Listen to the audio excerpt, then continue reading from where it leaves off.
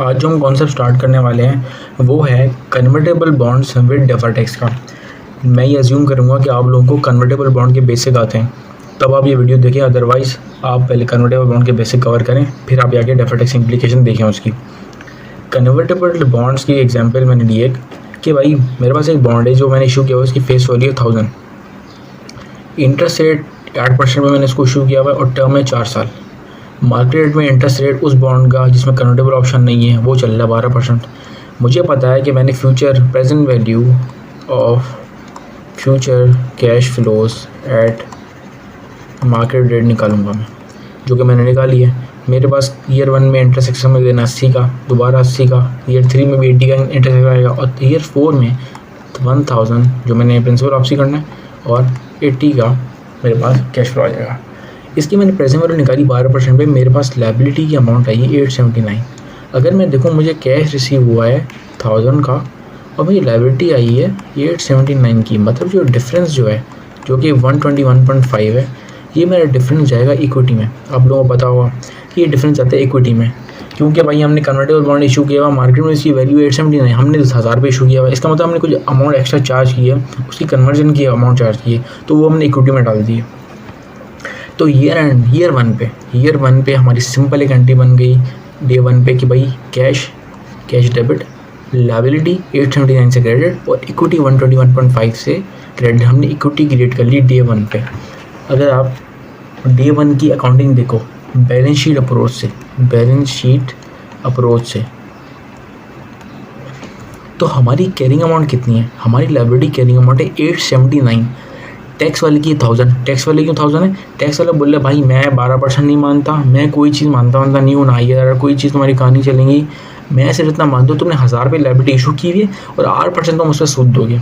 हमने कहा चलो ठीक है यार, तो टैक्स बेस 1000 आ गई, कैरिंग अमाउंट मेरी लायबिलिटी कितनी आ गई, मतलब मेरे पास एक डिफरेंस आ गया है कैरिंग अमाउंट और टैक्स बेस पे, और ये हमेशा डिफरेंस क्या हो जाएगा, ये होगा हमेशा टैक्सेबल डिफरेंस होगा। ये एक टैक्सेबल डिफरेंस है। आगे जाके किसी अमाउंट पे टैक्स वाला आगे टैक्स लेगा, अब देखते हैं वो अमाउंट कौन सी, इस पर आगे जाके वो टैक्स लेगा। अब हमने अपनी नॉर्मल अकाउंटिंग शुरू कर दी, लायबिलिटी का शेड्यूल बनाया, हमने ओपनिंग लायबिलिटी प्लॉट की, इंटरेस्ट एक्सपेंस बुक किया। कितने परसेंट पे इंटरेस्ट एक्सपेंस? 12% पे हमने इंटरेस्ट बुक किया इस पर। कैश 8% में बुक किया 80 का। क्लोजिंग लायबिलिटी हमारे पास इतनी आ गई और हमने इसकी एंट्री क्या बनाई? हमने इसकी एंट्री बनाई interest expense debit, cash credit और लायबिलिटी क्रेडिट। जब टैक्स का हम P&L बनाने गए, हम टैक्स का अच्छा एक चीज़ बहुत इंपॉर्टेंट है कि जिस हमने कैरिंग अमाउंट और टैक्स बेस में डिफरेंस कितना है 121.49। ये डिफरेंस आया क्यों है? ये डिफरेंस इस वजह से आया है क्योंकि हमने कुछ अमाउंट इक्विटी में चार्ज कर दी है। कुछ अमाउंट कहाँ चार्ज कर दी है? इक्विटी में चार्ज कर दी है। मतलब अब हमें डेफर्ड टैक्स लायबिलिटी क्रिएट करनी पड़ेगी। इसका मतलब हम डेफर्ड टैक्स लायबिलिटी क्रिएट करेंगे अगेंस्ट इक्विटी, तो हम इक्विटी को कर देंगे डेबिट और डेबिट टैक्स लायबिलिटी को क्रेडिट कर देंगे। और ये कैसे निकलेगी? 121.5 इंटू 0.3 जो कि टैक्स रेट है, अज्यूम कर रहा हूँ मैं, equity debit, deferred tax liability credit. अब आपको एक सवाल होगा भाई जब मैं डेफर्ड टैक्स लायबिलिटी क्रिएट कर रहा हूँ वो इक्विटी के अगेंस्ट में क्यों क्रिएट कर रहा हूँ? भाई हमारा जो डिफरेंस अराइज हुआ कि टैक्स बेस में और कैरिंग अमाउंट में, टैक्स वाले हमारा डिफरेंस अराइज क्यों हुआ? क्योंकि मैंने कुछ अमाउंट इक्विटी में चार्ज कर दी। तो जिस वजह से मैंने इक्विटी में अमाउंट जिस वजह से मैंने जहाँ अमाउंट चार्ज की है उधर ही डेफर्ड टैक्स लायबिलिटी क्रिएट होनी चाहिए ना। जैसे हम लोग रिवैल्यूएशन करते हैं एसेट की, हम पीपीई की रिवैल्यूएशन करते हैं, तो रिवैल्यूएशन अगर अपवर्ड आती है, मिसाल है 40K की अपवर्ड रिवैल्यूएशन आई, तो मैं 40K पे डेफर्ड टैक्स अप्लाई करूँगा इंटू 30% और उसको रिवैल्यूएशन रिजर्व को कम कर दूंगा। तो उसका मतलब मेरा डिफरेंस आता है रिवैल्यूएशन रिजर्व की वजह से, तो उसी को मैंने कम कर दिया। तो यहाँ पे इक्विटी की वजह से डिफरेंस आया, मैंने इक्विटी में डेफर्ड टैक्स लायबिलिटी बुक कर दी। तो भाई हमारा डे 1 पे अकाउंटिंग हमारी क्लियर होगी कि डे 1 पे हमने इस नॉर्मल अकाउंटिंग करनी है और एक इक्विटी के अगेंस्ट में डेफर्ड टैक्स लायबिलिटी बुक कर देनी है। नंबर 1। नंबर 2 हमने भाई ईयर एंड पे आए, ईयर एंड पे हमने प्रॉफिट बिफोर टैक्स लिया, 100 रुपये का अज्यूम कर लिया। टैक्स वाले ने कहा भाई मैं 105 जो तुमने एक्सपेंस बुक किया ना, ये देखें ज़रा, ये रहा एक्सपेंस, ये मैं मानता ही नहीं हूँ भाई, शाबाश ऐड बैक करा दो। हमने कहा ठीक है सर ऐड बैक करा देते हैं। टैक्स वाले ने कहा सर मैं जो मानता हूँ ना, मैं सिर्फ 80 रुपये मानता हूँ जो तुम्हारा सूद है। हमने कहा ठीक है सर 80 रुपये मानते हैं, ठीक है। इसका मतलब आप देखो, ये देखो सर इन दोनों का डिफरेंस कितना है 25.4। इसका मतलब टैक्स वाला जो है ना ये अमाउंट मुझसे ऐड करवा रहा है, जब ये ऐड करवाएगा तो मेरा प्रॉफिट क्या हो जाएगा? प्रॉफिट ज़्यादा, इसका मतलब टैक्स भी ज़्यादा। मतलब टैक्स को कम करने के लिए मुझे क्या बुक करनी पड़ेगी? डेफर्ड टैक्स इनकम बुक करनी पड़ेगी। तो 25.4 पे 0.3 अप्लाई करो तो क्या बनता है? 7.60 डेफिसिट इनकम आ रही है। तो मुझे 7.6 की डेफर्ड टैक्स इनकम बुक करनी पड़ेगी। इनकम क्यों, मैंने आपको बताया कि भाई जब कोई चीज़ टैक्स वाला ऐड करवा रहा है इसका मतलब मुझे आर टैक्स ले रहा है वो, मतलब प्रॉफिट ज़्यादा P&L में वो ऐड करवा रहा है, प्रॉफिट ज़्यादा हो गया, टैक्स ज़्यादा हो गया, तो मतलब मैं डेफर्ड इनकम बुक करने की उस टैक्स को कम करने के लिए। अब आप देखो, अगर मैं टैक्स कैंसिलेशन की बात करूँ भाई, टैक्स कैंसिलेशन इस साल की, तो टैक्स ऑन अकाउंट प्रॉफिट कितना है, 100 का 30%, 30 बन गया। करंट टैक्स एक्सपेंस ये कहाँ से आया भाई, ये तो रहा 37.6। अब हमने डेफर्ड टैक्स इनकम बुक की, आपको मैंने बता दिया मैंने कैसे बुक की, क्या कैलकुलेशन दी, ये बता दिया। 25.4 की का 30%, 7.6 बनता है डेफर्ड इनकम बुक की, और ये हमारी टैक्स इनिशियल टाई होगी। इस डेफर्ड टैक्स इनकम की एंट्री क्या बनेगी, deferred tax liability debit, deferred tax liability कम हो जाएगी और डेफर्ड टैक्स इनकम क्रेडिट हो जाएगी। अब आप देखिए शुरू में कितनी डेफर्ड टैक्स लायबिलिटी 36.4, ये 7.6 से कम होगी। अब आपका एक सवाल होगा कि यार हमने शुरू में डेफर्ड टैक्स लायबिलिटी जो थी वो क्रिएट की थी इक्विटी के अगेंस्ट में, और बाद में आके हमने P&L के अगेंस्ट में डेफर्ड टैक्स इनकम बुक की। इसका जवाब ये है कि शुरू में जो डिफरेंस अराइज हुआ था ना वो इक्विटी की वजह से हुआ था, तो हमने इक्विटी में डेफर्ड टैक्स लायबिलिटी बुक कर दी थी।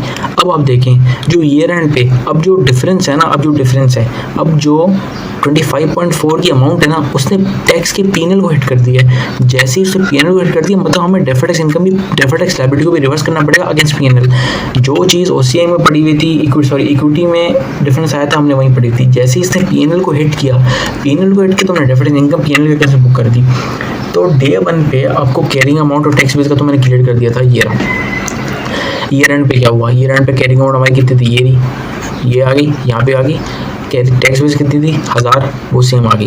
हमारा डिफरेंस कितना है 96.07 का हमारे पास डिफरेंस आ गया। अब आप देखो शुरू में मैंने इस पे अगर 0.3% अप्लाई करूँ तो मेरे पास इक्विटी और डेफर्ड टैक्स लायबिलिटी कितनी आ रही है 36.4 की मेरी। ये है डे 1 ईयर का स्टार्ट। ईयर के एंड पे क्या हुआ, मेरे पास ओपनिंग डेफर्ड टैक्स लायबिलिटी पड़ी हुई थी इक्विटी में, ये रही डेफर्ड टैक्स लायबिलिटी इक्विटी में ओपनिंग पड़ी हुई थी। ड्यूरिंग द ईयर मेरे डेफर्ड टैक्स इनकम कितनी बुक हुई है 7.6 की डेफर्ड टैक्स इनकम बुक हुई है, ये रही। तो डेफर्ड टैक्स इनकम जो मैंने बुक की तो मेरी डेफर्ड टैक्स लायबिलिटी कितने से कम हो गई, ये रही। मतलब मेरे पास शुरू में डेफर्ड इक्विटी से पड़ी हुई थी, रिवर्स किससे हुई, P&L के अगेंस्ट में रिवर्स हुई। अब भाई पेपर में क्या करना है, पेपर में ये करना है कि भाई अगर आपने डेफर्ड टैक्स इनकम डायरेक्ट निकालनी है तो अब सिंपल है यार, आपने जो इसकी एंट्री बनाई थी इसमें जो लायबिलिटी को आपने बढ़ाया है ना, इसी लायबिलिटी 25.4 पे अगर आप 30% अप्लाई कर लो तो 7.6 आता है। तो डेफर्ड टैक्स इनकम का आपकी फिगर डेफर्ड इनकम की यहाँ से भी आ सकती है। दूसरा तरीका, आप P&L जो बनाते हैं भाई एड बैक करवा दो एक्सपेंस, टैक्स का लेस करवा दो, उसका डिफरेंस 25.4 बनेगा, उसमें डेफर्ड टैक्स इनकम भी 7.6 आएगी। तीसरा तरीका ये है कि आप वो है बैलेंस शीट अप्रोच अगर आपने अप्लाई करनी है तो भाई डे 1 पे जो डिफरेंस आ रहा है उसको इक्विटी में पार्क करें, ये रहा मूवमेंट बनाना है डेफर्ड टैक्स की।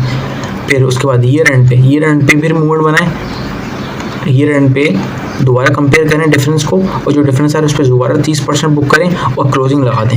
ये 96.07 का 30% 28.8 आ गया और इसका 36.4 आ गया। इन दोनों का डिफरेंस देखें आप 7.6 बन रहा है, मतलब ये है नेगेटिव में। डेफर्ड टैक्स लायबिलिटी कम कब होती है, जब हम डेफर्ड टैक्स इनकम हो रही है तभी डेफर्ड टैक्स लायबिलिटी कम होगी। तो 7.6 की डेफर्ड टैक्स इनकम बुक हो रही है P&L के अगेंस्ट में। एक तरीका ये है कि भाई बैलेंस शीट अप्रोच से कैरिंग अमाउंट निकाल लें आप साल की शुरू की और साल के आखिर की। अगर आप P&L अप्रोच से जा रहे हैं तो या उसमें चीज़ें ऐड करवाएं, चीज़ें लेस करवाएं, फिर आपका डेफर्ड टैक्स का इम्पैक्ट आ जाएगा। क्योंकि सवाल में एक ही एडजस्टमेंट होती नहीं है, बहुत सारी होती हैं। तो ये वाला तरीका बैलेंस शीट अप्रोच का भी सही है और P&L का तरीका भी बिल्कुल सही है। तो बैलेंस शीट अप्रोच का तरीका ज़्यादा फॉलो हो रहा होगा, तो उम्मीद है आप लोगों को कॉन्सेप्ट समझ आया होगा कि भाई कन्वर्टेबल बॉन्ड्स के साथ डेफर्ड टैक्स इम्प्लीमेंटेशन क्या है और क्यों हमने शुरू में इक्विटी में क्रिएट किया, रिवर्स P&L से किया क्योंकि P&L में वो P&L को हिट कर रहा था। अगर पूरा समराइज कर दूं कि भाई डे 1 पे आपने डेफर्ड टैक्स लायबिलिटी बुक करनी है इक्विटी के अगेंस्ट में, और जब ईयर एंड पे वो टैक्स के P&L को हिट कर दिया आपने डेफर्ड टैक्स लायबिलिटी टैक्स के P&L के अगेंस्ट में रिवर्स कर देनी है। आप अगर देखो ये जो कैरिंग अमाउंट और टैक्स बेस का डिफरेंस है ना, ये देखो ये डिफरेंस बढ़ गया, ये डिफरेंस हमारा लायबिलिटी बढ़ गई, मतलब डिफरेंस कम हो गया। डिफरेंस कम किस वजह से हो रहा है, ये डिफरेंस कम इस वजह से हो रहा है क्योंकि लायबिलिटी बढ़ रही है इन द फॉर्म ऑफ, ये बहुत इंपॉर्टेंट बात कर रहा हूँ यहाँ पे मैं स्टार करके लेता हूँ, हमारा डिफरेंस कम इस वजह से हो रहा है because in the form of increase expenses interest expense बढ़ रहा है, तभी हमारा डिफरेंस कम हो रहा है। तो आगे जाके जो अब मैं टैक्सेबल डिफरेंस की बात कर रहा था ना, टैक्सेबल क्या है, टैक्स वाला आगे का टैक्स ले रहा है, किस पर टैक्स ले रहा है भाई, ये इंटरेस्ट एक्सपेंस जो बुक कर रहा हूँ ना मैं, इसी पे टैक्स ले रहा है, तो उसी के अगेंस्ट में डेफिनेट इनकम बुक कर रहे हैं। तो उम्मीद है आप लोगों को आंसर समझ आया होगा। थैंक यू एंड अल्लाह हाफिज़।